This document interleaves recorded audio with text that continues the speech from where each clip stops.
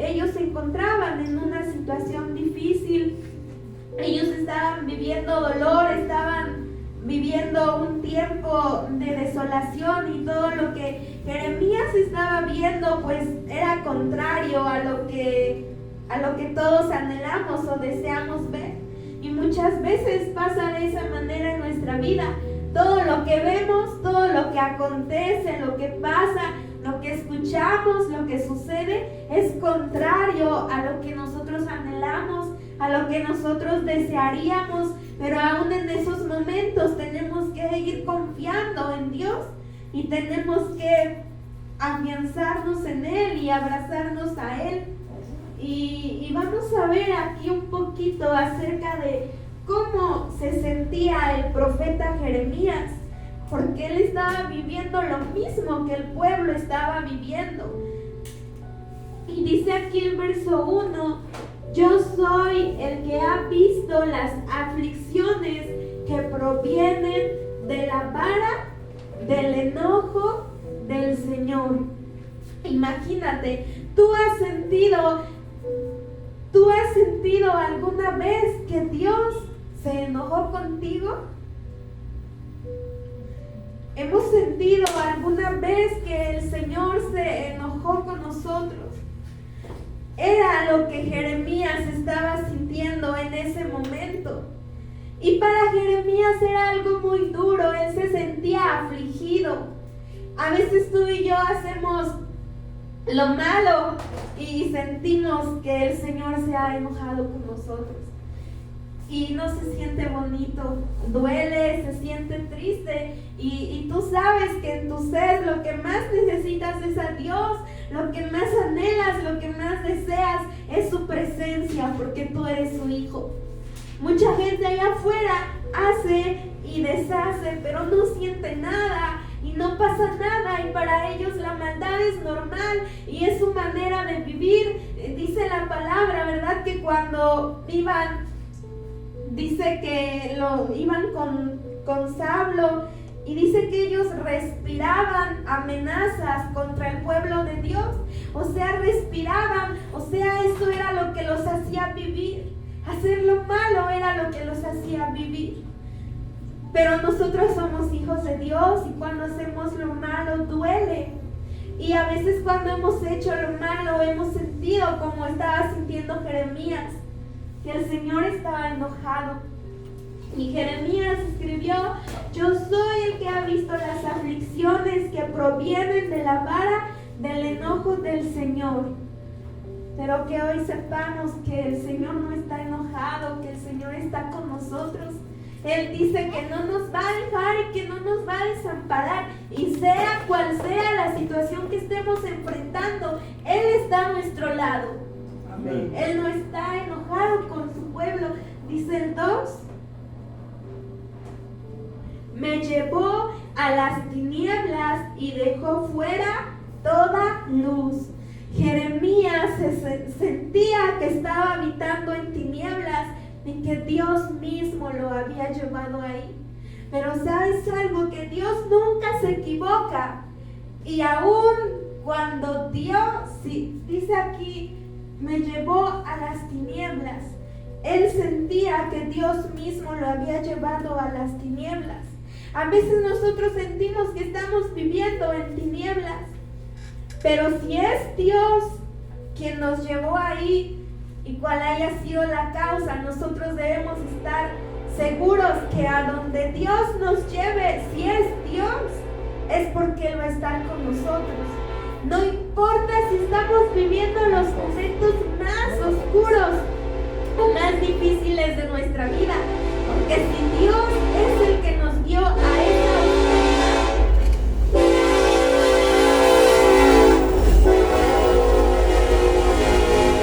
si es Dios el que nos ha guiado a esa oscuridad, a esas tinieblas, y no habla aquí de tinieblas, de maldad o pecado, porque Dios no nos lleva a la maldad.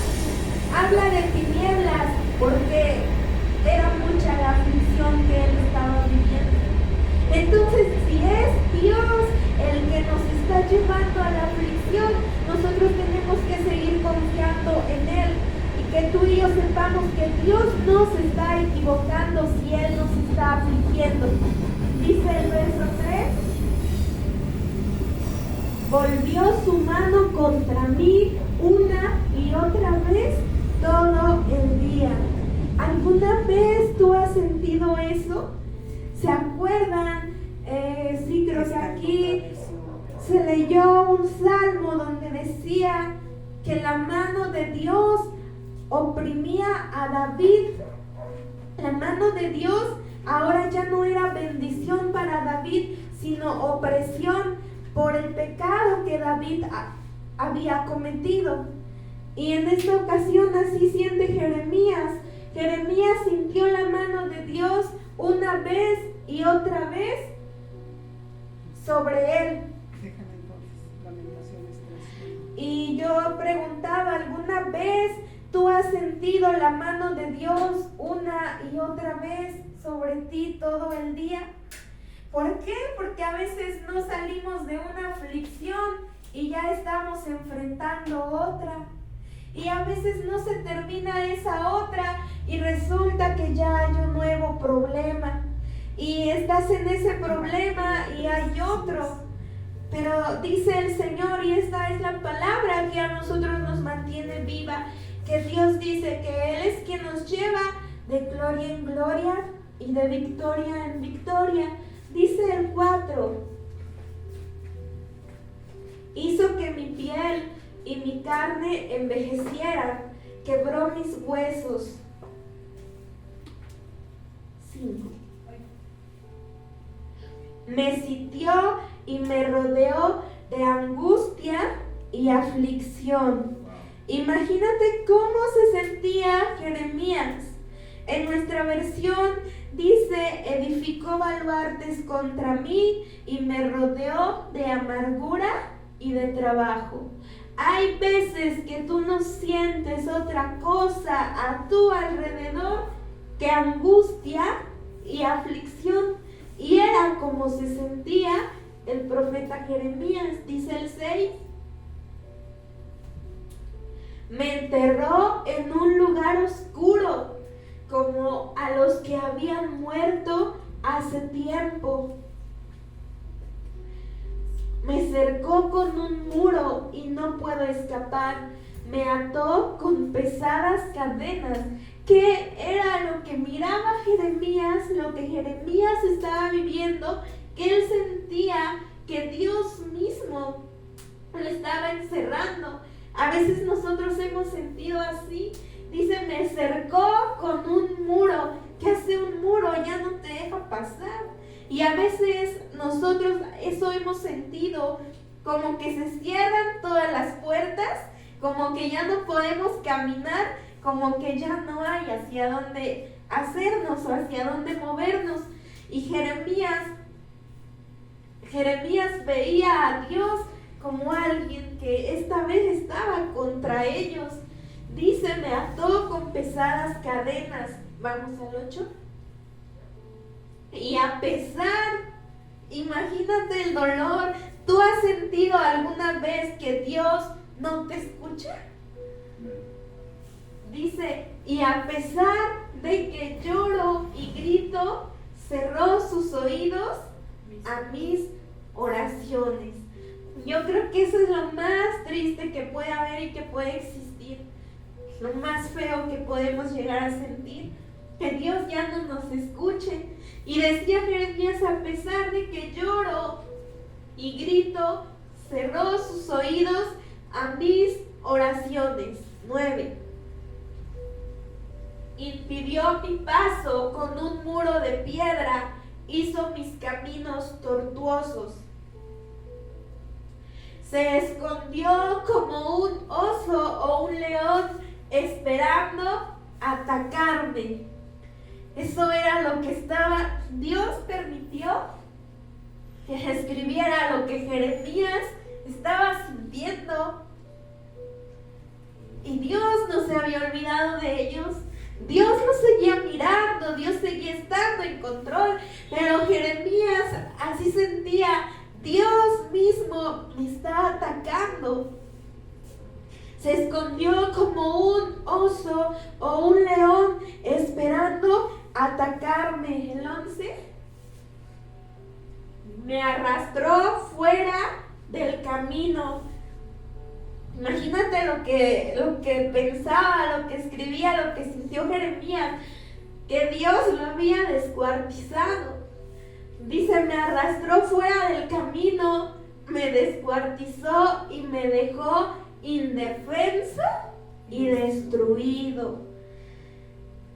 Dice nuestra versión, como dice, torció mis caminos y me despedazó, me dejó desolado. ¿Alguna vez has tú sentido que Dios mismo te despedaza y te deja desolado? El 12. Tensó su arco y me hizo el blanco de sus flechas. 13.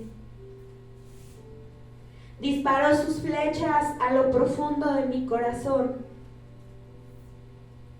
Mi propio pueblo se ríe de mí. Todo el día repiten sus canciones burlonas. ¿Qué se siente que se rían de uno?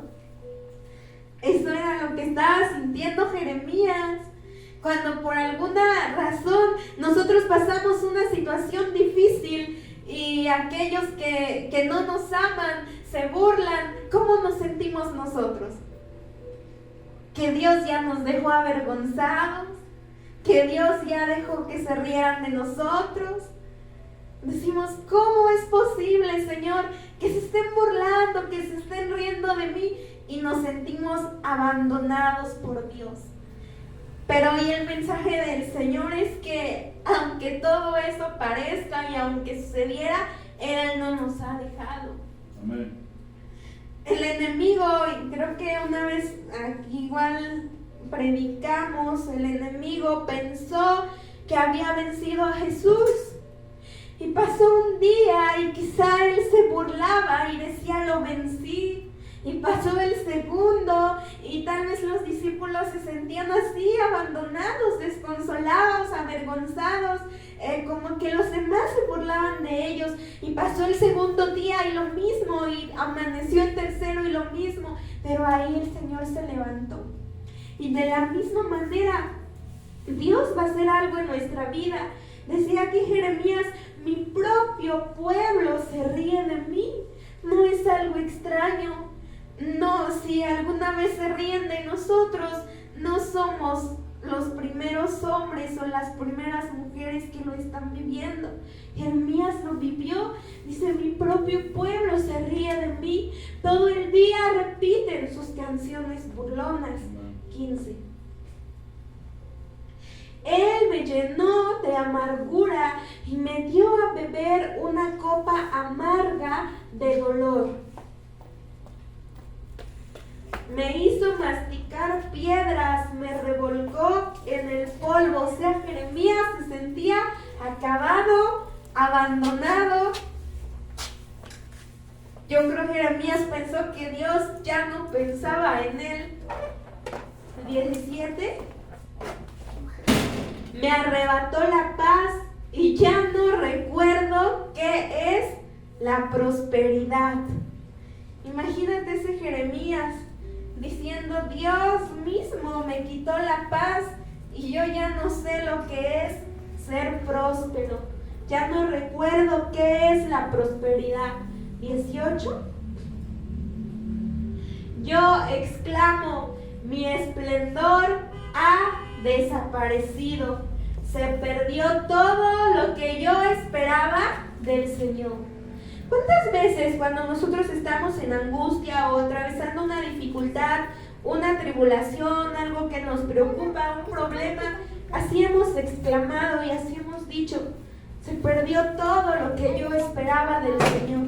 Y pensamos que ya no podemos obtener nada de Jesús, que Él ya no nos quiere dar nada, que Él ya no nos quiere bendecir. Y decimos, hasta aquí se acabaron mis fuerzas, feneció mi esperanza y todo se terminó. Es algo muy normal, es algo que Jeremías estaba viviendo en 19. Recordar mi sufrimiento y no tener hogar es tan amargo que no encuentro palabras. Jeremías ya no encontraba palabras para expresar lo que estaba viviendo, lo que estaba sufriendo. El 20. Siempre tengo presente este terrible tiempo mientras me lamento por mi pérdida. El que sigue. No obstante, o sea, aquí hace un alto Jeremías. Se sentía abandonado por Dios, sentía que se había convertido en la burla de todos, que no tenía hogar, que Dios quería despedazarlo, que Dios quería destruirlo, que Dios quería acabar con él, que Dios mismo le cerraba todos los caminos, le impedía cruzar. Pero aquí hace un alto Jeremías y dice: no obstante, aún me atrevo a tener esperanza cuando recuerdo lo siguiente. El fiel amor del Señor nunca se acaba, sus misericordias jamás terminan. O sea, Jeremías se sentía acabado, destruido, como que Dios mismo me está atacando, la mano de Dios es sobre mí. Pero había algo en lo profundo del ser de Jeremías, y yo estoy segura que lo mismo hay en ti y hay en mí, que a veces sentimos que no podemos más y decimos: hasta aquí llegué, hasta pensamos renunciar, abandonar, y muchas veces hemos dicho: no me voy a ir al mundo y no voy a hacer lo malo, solamente no voy a continuar sirviendo al Señor, no puedo continuar, y decimos: no haré lo malo, solamente no continuaré. Pero yo te aseguro que hay algo en lo más profundo de tu ser, como lo hubo en Jeremías, que en ese momento se detuvo y dijo: voy a recapacitar. Y de todo lo que estaba viviendo, de cómo él se sentía acabado, destruido, abandonado por Dios, en lo profundo de su ser había algo que le recordaba que la misericordia de Dios nunca se termina, que él podía venir a Dios y que Dios iba a hacer algo. Dice el 23: grande es su fidelidad, sus misericordias son nuevas cada mañana.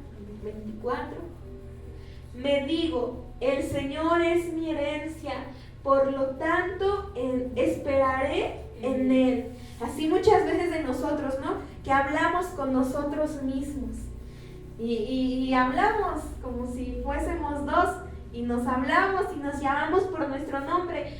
Así Jeremías, él se estaba diciendo a sí mismo: el Señor es mi herencia, por lo tanto esperaré en Él. A pesar de todo el dolor que él sentía, con las pocas fuerzas que le quedaban, él abrazaba esa esperanza.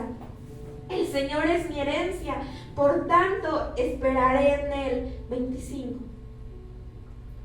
el Señor es bueno con los que dependen de Él, con aquellos que lo buscan. Y a veces es necesario, ¿verdad?, que el Señor nos quite todo lo que es necesario que Él nos quite para que aprendamos a depender solamente de Él, que toda nuestra confianza esté solamente en Él. El 26: por eso es bueno esperar en silencio la salvación que proviene del Señor. Es bueno esperar en silencio. Tenemos que esperar como en silencio. Pero a veces nos la vivimos quejándonos y no hay un solo día que nos salga de nuestra boca una queja. Y el Señor se agrada de nosotros cuando esperamos en silencio. Dice: porque la salvación, por eso es bueno esperar en silencio la salvación que proviene del Señor. 27: y es bueno que todos se sometan desde temprana edad al yugo de su disciplina, que se queden solos en silencio bajo las exigencias del Señor. Nuestra versión dice que se siente solo y calle, porque es Dios quien se lo impuso. Hay veces que esto es lo que Dios impone. Dice sentarse solo y callar. Que se siente solo y calle, porque es Dios quien se lo impuso. 29. Que se postre en rostro en tierra, pues quizá por fin haya esperanza. O sea, no dejes de orar, no dejes de buscarlo y no dejes de postrarte, porque en el día quizá que tú menos lo pienses es cuando el Señor te va a contestar. Que se postre en rostro en tierra, pues quizá por fin, o sea, quizá después de mucho haya esperanza, pero no dejemos de buscar su rostro. El 30. Que vuelvan la otra mejilla a aquellos que los golpean y que acepten los insultos de sus enemigos. Es difícil, ¿verdad? Porque cuando a nosotros nos hacen algo, nosotros queremos reaccionar de la misma manera o contestar de la misma manera, o sale maledicencia de nuestra boca. Y aquí dice el Señor que tenemos en la anterior, dice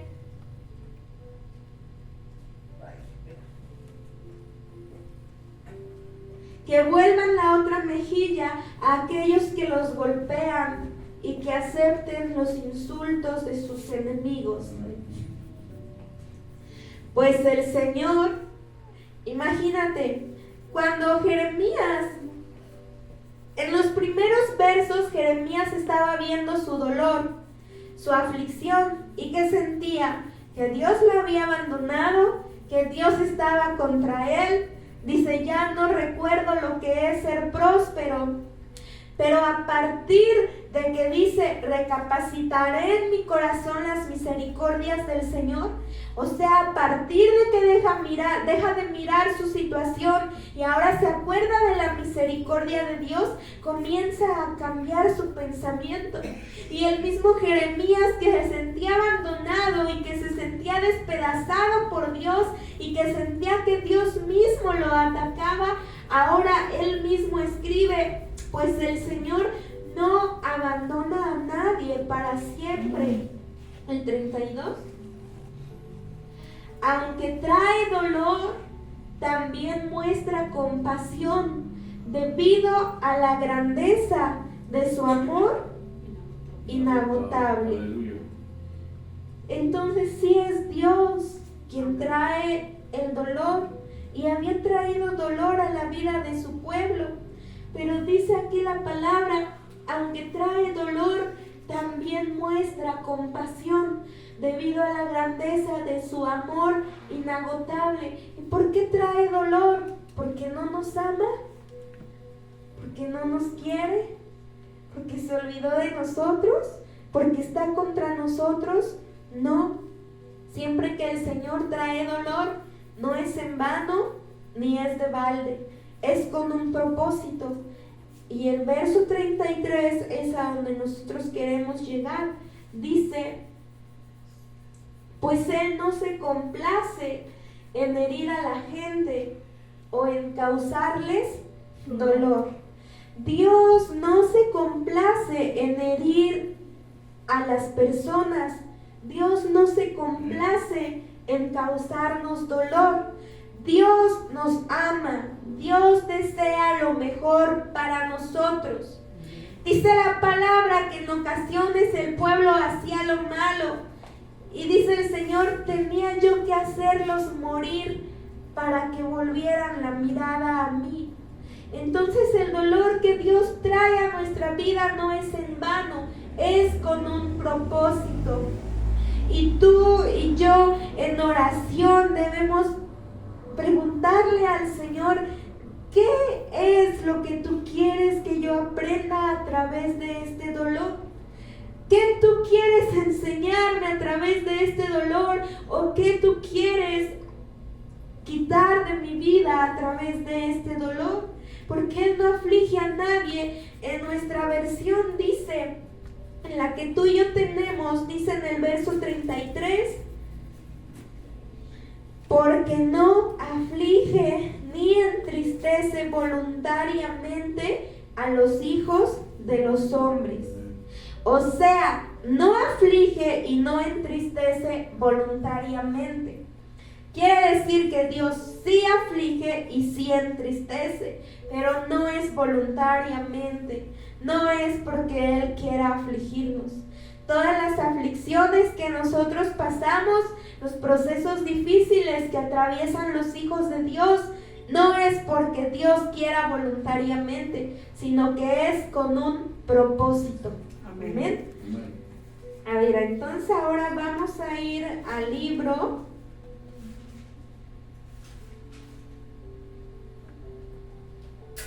de Filipenses.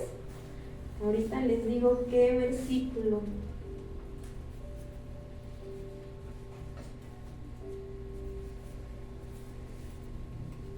Filipenses 1. Entonces nuestro verso clave es que Dios no aflige en vano.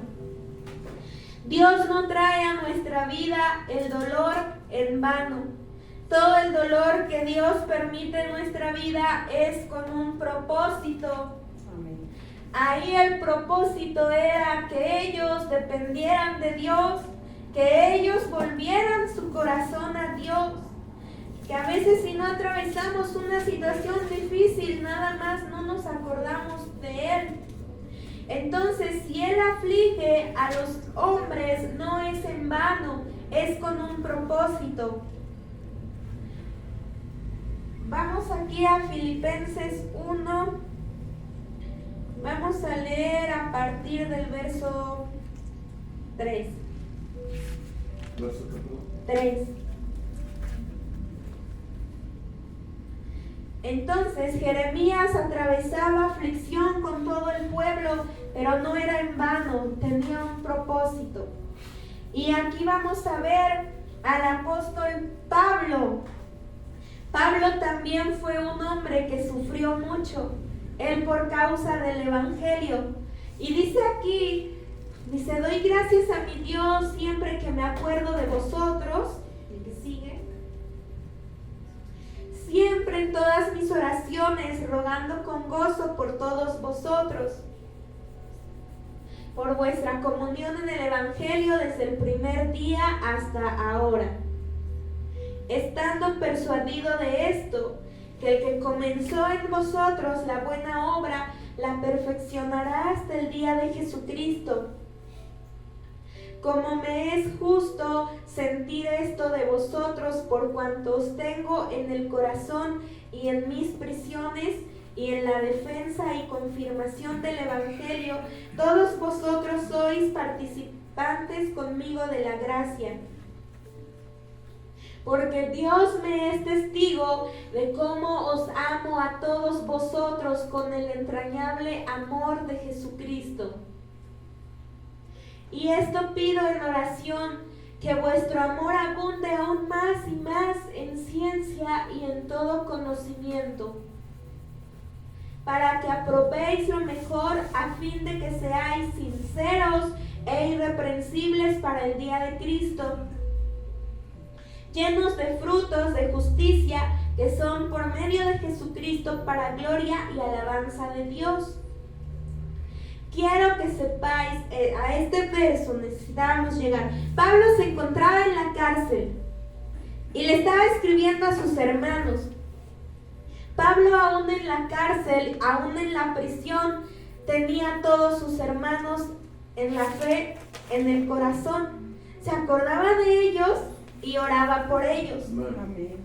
A veces nosotros, cuando estamos en una prisión, enfermedad, escasez, pareciera que nos olvidamos de todos. Y a veces podemos llegar a decir, yo estoy enfermo y quieren que vaya y ore por los demás. Y era lo que Pablo hacía. Estando en la cárcel, estando viviendo una situación difícil, no dejaba de orar y no dejaba de anunciar el evangelio. Aunque sea por medio de cartas, pero él escribía. se acordaban en la iglesia y los tenía en su corazón. Amén. Y muchas veces nosotros atravesamos un momento difícil y nos olvidamos de todo. Sentimos que ya no somos capaces de orar por los demás, por lo que nosotros estamos viviendo. Y Pablo, estando en la cárcel, oraba por ellos, se acordaba de ellos, se preocupaba por ellos. Y aquí, en el 12 les escribe: quiero que sepáis, hermanos, que las cosas que me han sucedido han redundado más bien para el progreso del Evangelio. Las situaciones difíciles que él estaba viviendo hacían que el Evangelio progresara, que la palabra se siguiera extendiendo con más fuerza, con más poder y con más progreso. Y de nosotros pareciera que es diferente. Me siento mal, me siento triste, estoy enfermo, estoy escaso. Y lejos de hacer que el Evangelio progrese, nos estancamos. Dejamos de predicar la palabra, dejamos de congregarnos, vemos que todas las cosas se ponen difíciles y nosotros sabemos que solamente los que son valientes van a permanecer. Y solamente los que son de Jesús, porque pasarán muchos y seguirán pasando, pero solamente los que son de Jesús van a permanecer. Amén. Y aquí Pablo estaba en la cárcel, pero todo el dolor que Pablo estaba viviendo dice que redundaba en el progreso del Evangelio. Él estaba sufriendo, pero dijo Dios allá en Jeremías que Él no aflige ni entristece voluntariamente. Y todo el dolor y todo lo que Él permite que pase a nuestra vida es con un propósito. Todo pasa por algo y todo es para bien. Dios permitió que encarcelaran a Pablo. ¿Por qué? Porque lo había abandonado. Decía Jeremías: Dios cerró sus oídos a mis oraciones. ¿Tú crees? Imagínate que Pablo hubiera pensado eso: me encarcelaron porque Dios ya no está conmigo. Me encarcelaron porque Dios ya no escuchó mis oraciones. Dios está permitiendo que se burlen de mí todos los que están allá afuera y que no me aman. Pero Pablo no pensaba así. La manera de pensar de Pablo era diferente. Y él estaba diciendo: estoy en la cárcel, pero esto es bueno, porque esto ha hecho que el Evangelio progrese. Dice el verso 13: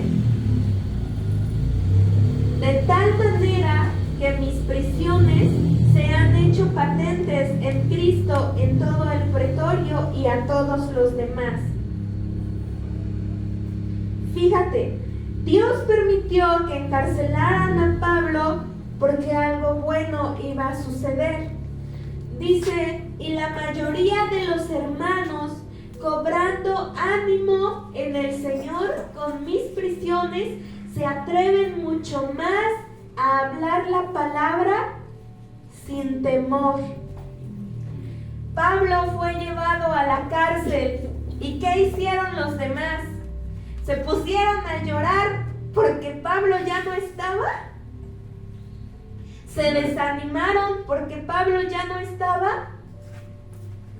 Dijeron: Dios, si llevaron a la cárcel a Pablo, ¿qué nos espera a nosotros? No. Dice Pablo: la mayoría de los hermanos, cobrando ánimo en el Señor con mis prisiones, se atreven mucho más a hablar la palabra sin temor.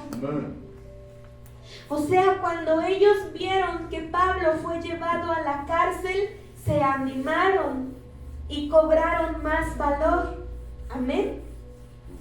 Como que si en este momento dijéramos, o sea, en esa iglesia estaba pasando que ellos dijeron: bueno, Pablo ya no está aquí. Pablo seguía escribiendo mensajes de Dios para la iglesia, pero ellos no se detuvieron. Ellos no dijeron: Pablo ya no está, aquí se acaba todo, ya no vamos a predicar. Si Pablo ya no está para predicar el Evangelio, pues ya no hay nadie. No. Ellos dijeron: Pablo está en prisión, ya no está aquí, pero ahora estamos nosotros. Amén. Entonces, ¿qué quiere decir esto? Que cuando nosotros vemos a un hermano que ha caído, que a lo mejor está sin fuerzas, que ya no está predicando por alguna situación que él esté viviendo, nosotros tenemos que levantarnos. Nosotros tenemos que decir, si él ya no puede, si se está estancando por alguna razón, aquí estoy yo, aquí estamos nosotros. Amén. Como que si dijéramos, se fue nuestra hermana, yo me pongo a aprender batería, porque voy a apoyar. Amén. Dice, y la mayoría de los hermanos, cobrando ánimo en el Señor con mis prisiones, se atreven mucho más a hablar la palabra sin temor. Entonces la aflicción de Pablo era para algo bueno. Los demás estaban cobrando ánimo. Los demás ya no tenían miedo. Amén. Vamos a ver ahora Génesis 45, el verso 8. ¿Perdón? Génesis 45, verso 8.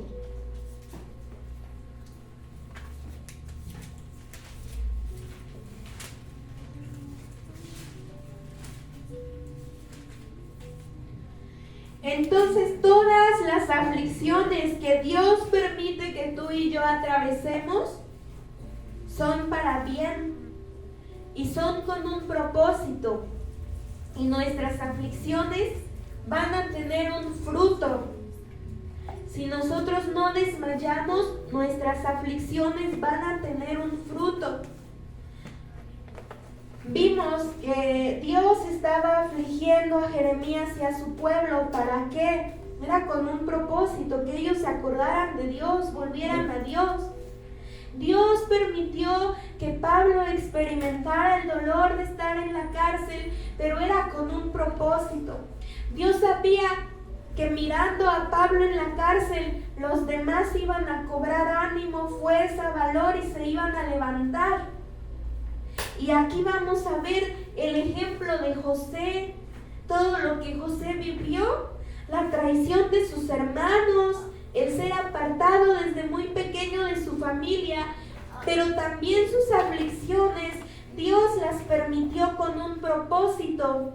Y todo el dolor que José estaba viviendo tenía un propósito e iba a tener un fruto. Dice aquí que José les dijo: así pues, no me enviasteis acá vosotros, sino Dios, que me ha puesto por padre de Faraón y por señor de toda su casa y por gobernador en toda la tierra de Egipto. No es el 7, perdón.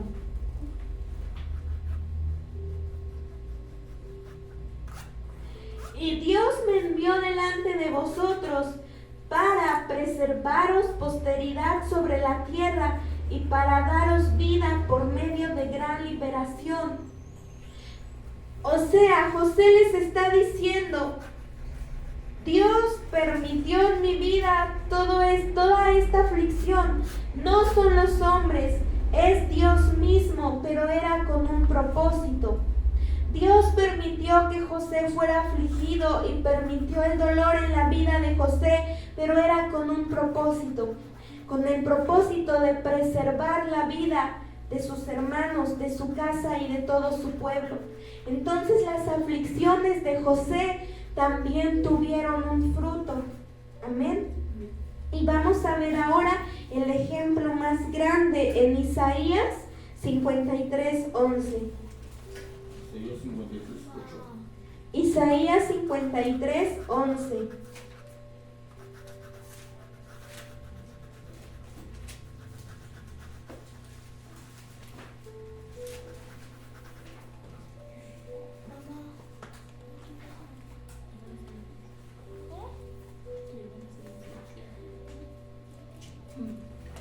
Vamos a leer desde el 7.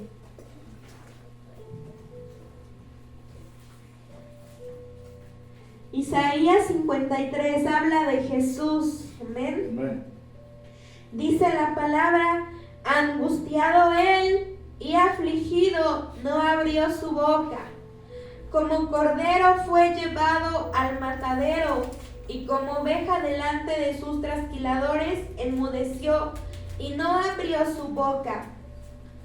Por cárcel y por juicio fue quitado, y su generación, ¿quién la contará? Porque fue cortado de la tierra de los vivientes, y por la rebelión de mi pueblo fue herido. Y se dispuso con los impíos su sepultura, mas con los ricos fue en su muerte, aunque nunca hizo maldad, ni hubo engaño en su boca. Con todo eso, el Señor quiso quebrantarlo, sujetándole a padecimiento. Cuando haya puesto su vida en expiación por el pecado, aquí vamos a poner atención, dice el verso 10, cuando haya puesto su vida en expiación por el pecado, verá linaje. O sea, después de que Jesús sufrió, después de su sufrimiento, Él vería linaje. Dice, vivirá por largos días y la voluntad del Señor será en su mano prosperada. El 11. Verá el fruto de la aflicción de su alma. Entonces, al mismo Señor Jesús, Dios le permitió las aflicciones que Él vivió. Y Dios a ninguno aflige voluntariamente. Si Él permite el dolor y la aflicción en nuestra vida, es con un propósito y es para algo. Permitió que José sufriera, pero fue con un propósito. Permitió que Pablo fuera encarcelado, pero también fue con un propósito. Y aquí dice que Jesús verá el fruto de la aflicción de su alma y quedará satisfecho. Por su conocimiento justificará mi siervo justo a muchos y llevará las iniquidades de ellos. Jesús también fue afligido, pero dice la palabra que Él vería también la aflicción de su alma. Aún la aflicción de Jesús tenía un porqué. Y dice que Jesús vería el fruto de la aflicción de su alma y quedaría satisfecho. ¿Cuál es el fruto de la aflicción del alma de Jesús? Nosotros. Que nosotros estemos una eternidad con Él. Ese es el fruto que vería Jesús. Por eso Él soportó el sufrimiento y soportó la aflicción y nunca se quejó. Él soportó la aflicción y lo hizo con gozo, porque Él sabía que su aflicción iba a tener un fruto y que el fruto sería ver que nosotros estemos con Él. Él no quiere que nos perdamos, Él no quiere que perezcamos. Y el fruto de toda la aflicción que Jesús vivió era que nosotros estemos con Él, es que nosotros estemos con Él. Dice entonces que Jesús vería el fruto de la aflicción de su alma y quedaría satisfecho. O sea, después de tanto sufrimiento, Jesús iba a comprender el valor de obedecer a Dios.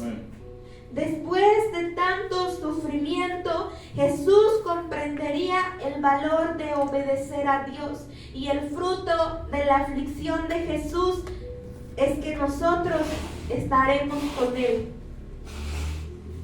Y de la misma manera, todo lo que el Señor permite que llegue a nuestra vida, toda aflicción y todo dolor es con un propósito. Y si tú y yo no desmayamos y no desistimos, si tú y yo obedecemos la palabra de Dios, si tú y yo continuamos adelante, lo abrazamos sus enseñanzas y nos esforzamos por seguirlo a Él, todo el sufrimiento y todo el dolor y toda la aflicción que vivamos tendrá un fruto y será bueno. Y ya por último vamos a leer Salmo 27:4. Salmo que, perdón. 27, 4.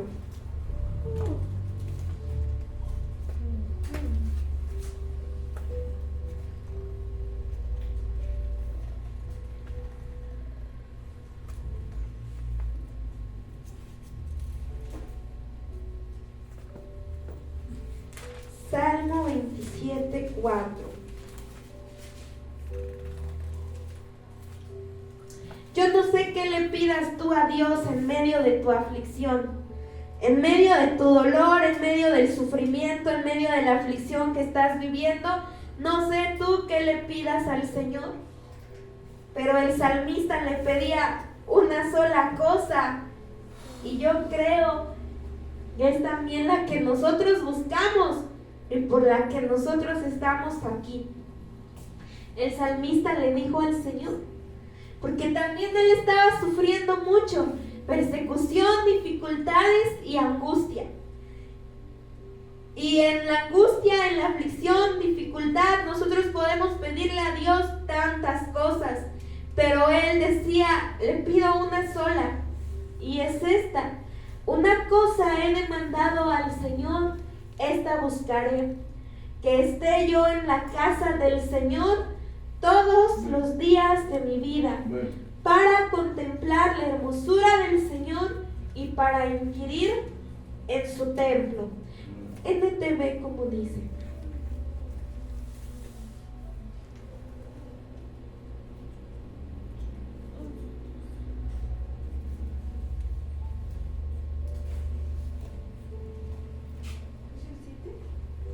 Es Salmo 27, 4. Lo único que le pido al Señor, lo que más anhelo, es vivir en la casa del Señor todos los días de mi vida, deleitándome en la perfección del Señor y meditando dentro de su templo. ¿Qué le pedimos tú y yo a Dios en medio de nuestras aflicciones? ¿Que ya se termine? ¿Que nos haga justicia? ¿Qué le pedimos? Pero el salmista le pedía una sola cosa: vivir en la casa del Señor todos los días, vivir con Dios para siempre, todos los días de su vida. A veces nosotros pronunciamos con nuestros labios que queremos vivir con el Señor para siempre, pero no somos capaces de darle 2 horas, 4 o hasta 5 en una semana. ¿Y cómo podemos decir que queremos estar con Él para siempre? Si Él nos llama por las mañanas, por las noches, a que oremos y nosotros no estamos para Él. Si a veces cuando se nos habla la palabra del Señor nos parece un fastidio. Si a veces nos enojamos aún cuando alguien trata de corregirnos, de darnos un consejo que es conforme a Dios. Y el salmista le pedía una sola cosa al Señor: vivir con Él para siempre, todos los días de su vida. Pero nosotros tenemos que encontrarnos, pedirle a Dios que nos ayude a conocerlo verdaderamente. Cuando no hemos conocido su presencia, es por eso que nos aburre, es por eso que nos parece un fastidio, es por eso que nos parece que malinvertimos el tiempo, porque no hemos conocido su presencia, porque tal vez nunca hemos experimentado lo que es sentir su presencia, porque si lo experimentáramos en algún momento, no querríamos jamás apartarnos.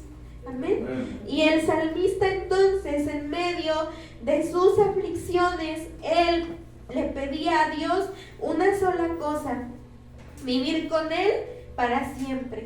Y yo creo, ¿verdad?, que es la misma cosa que nosotros buscamos y por la que hoy estamos aquí, porque queremos vivir con Él para siempre. Amén.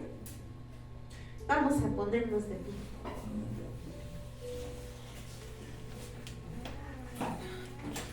Vamos a darle gracias a Dios. Nuestro caminar Él lo conoce, todos nuestros deseos, nuestros anhelos. Leíamos a Jeremías que la palabra, ¿verdad?, muestra que era un profeta que por todo se quejaba y lloraba.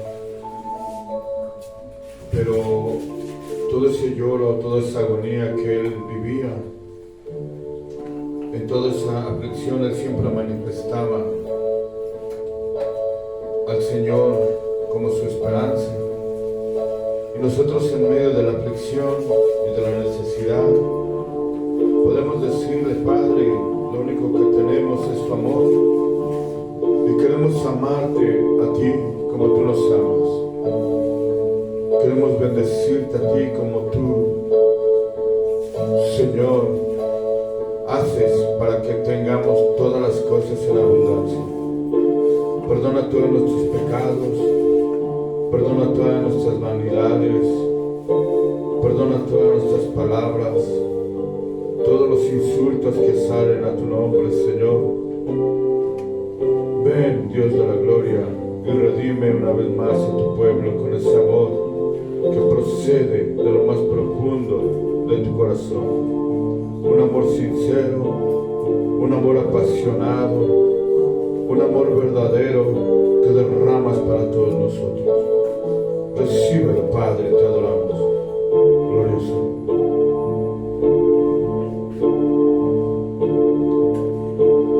Amarte solo a ti, Señor. Amarte solo a ti, Señor. Amarte solo a ti, Señor. Y no mirar atrás.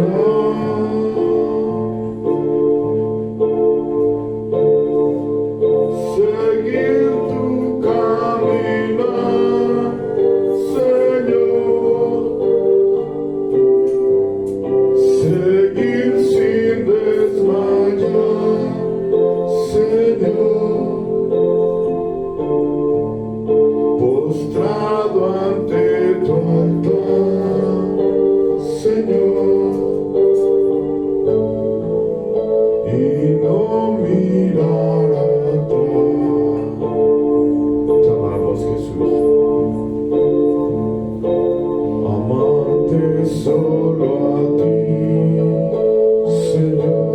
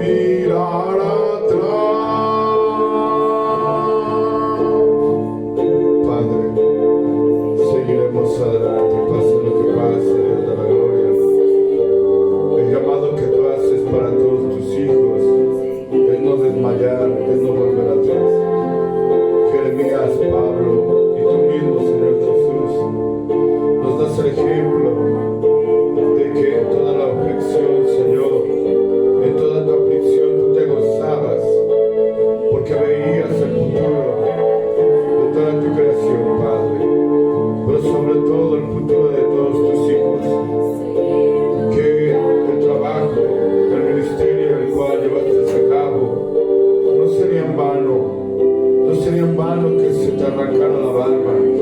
No era en vano que te prendiera, no era en vano que te golpeara, que te humillara.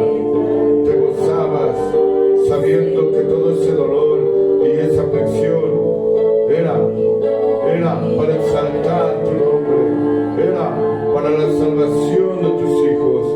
Gracias, hoy podemos acercarnos al trono de tu gracia, bendecir tu nombre, sabiendo que en ti hay salvación, vida eterna, sabiendo que en ti somos más que vencedores. Perdona todos nuestros pecados, todas nuestras dudas, Señor, y sigue bendiciendo nuestro caminar.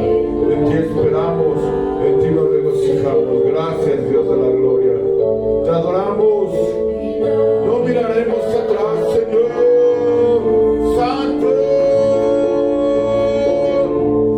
Seguir tu caminar, Señor.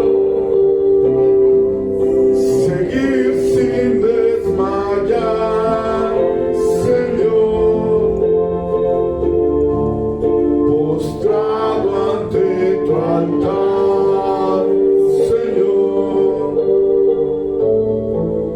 Y no mirar atrás.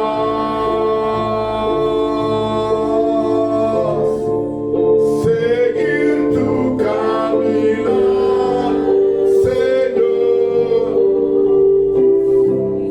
Seguir sin desmayar, Señor.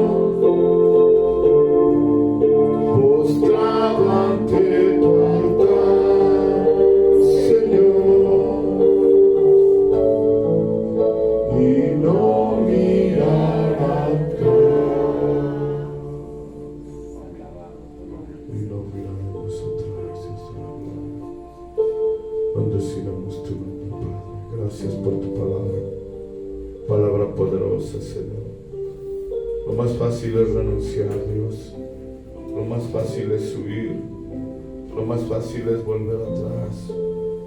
Lo más fácil, Señor, como decía tu pueblo, estando en el desierto, nos hubieras dejado morir en Egipto. Nos hubieras dejado allá donde estaban las ollas de comida, donde estaba la carne. Pero tenías otros planes.